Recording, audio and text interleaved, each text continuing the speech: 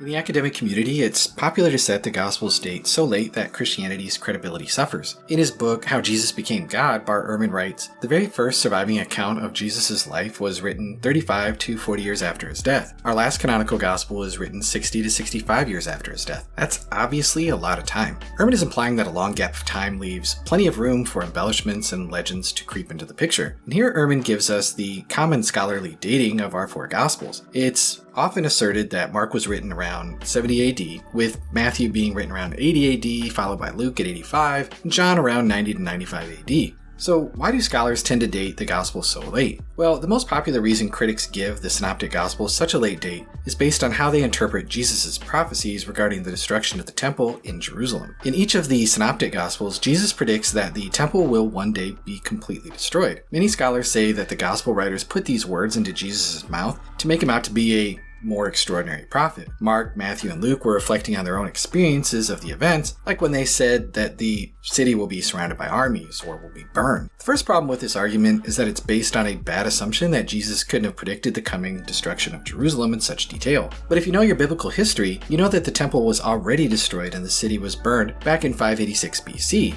Jesus is simply saying that history is about to repeat itself. New Testament scholar C.H. Dodd says, so far as any historical event has colored the picture, it's not Titus's capture of Jerusalem in AD 70, but Nebuchadnezzar's capture in 586 BC. There is no single trait of the forecast which cannot be documented directly out of the Old Testament. Furthermore, Jesus wasn't the only Jew to look at the Old Testament and see what was happening in the political sphere with Israel. Josephus also tells us of a Jew named Jesus ben Ananias who predicted that Jerusalem and the temple would be destroyed in 66 AD.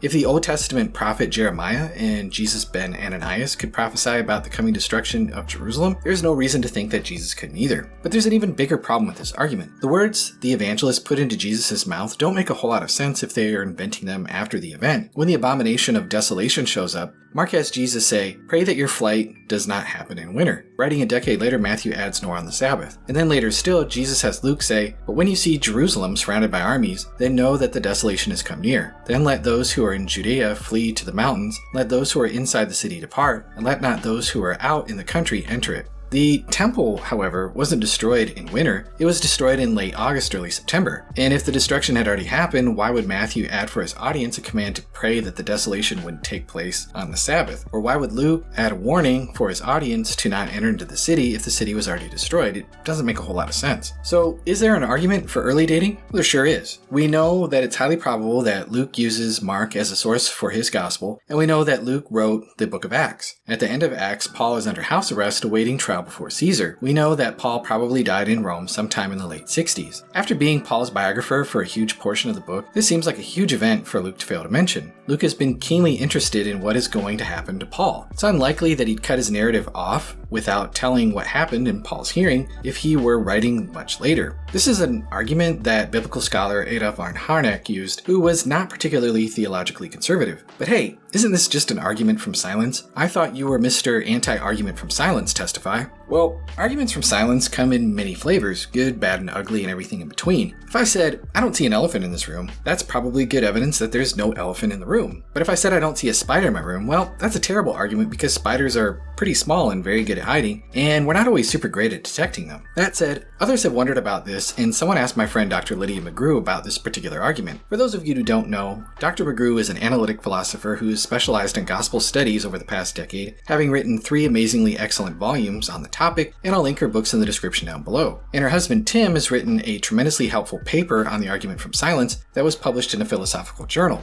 She responded by saying, I'd say that the absence of the death of Paul is highly relevant and especially strong in a larger context of evidence concerning what the author is like. The author seems to have been following Paul's movements in some detail toward the end of the book. There is independent evidence that the pastoral epistles were written after Paul's first imprisonment, and the book of Acts ends with Paul's first imprisonment. The book was written for a particular individual, namely Theophilus. So why think that the author sat around with the book long after its last recorded events instead of sending it off to Theophilus? Would he really wait another 10 years to send the book to its intended recipient? Notice that the last point isn't an argument from silence at all, but rather an argument from the purpose of the book. The absence of Paul's much-awaited hearing before the emperor seems to me also a strong argument from silence here, because the book has been building up a lot of interest surrounding that hearing, and Luke seems to like court scenes. Again, here we're bringing in specific information about the book and the author, not mere generalizations about a book written by someone at that time. So as it turns out, this isn't a weak argument from silence at all. But please understand me, I'm not saying that this is necessarily a knockdown argument for early dating either. I simply think that it makes it more probable than not that Acts was written early, and so therefore Luke and Mark were also written probably earlier still. But what if I'm wrong? What if the Gospels really are written late? Would it really make such a huge difference, like Ehrman and others imply?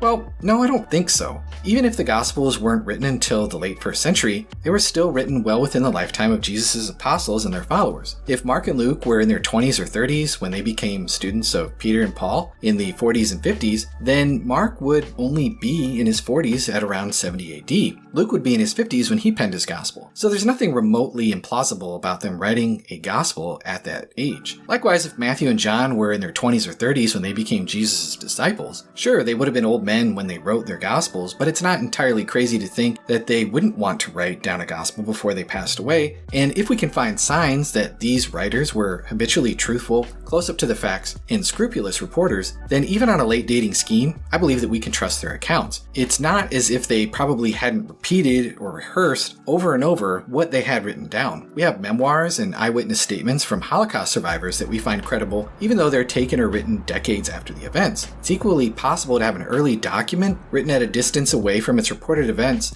that's full of embellishments and fables. As much as I find arguments regarding dating of the Gospels to be interesting, the more important arguments are regarding the reliability of the Gospel authors. For strong evidence of Luke's credibility, be sure to check out my playlist on the Book of Acts.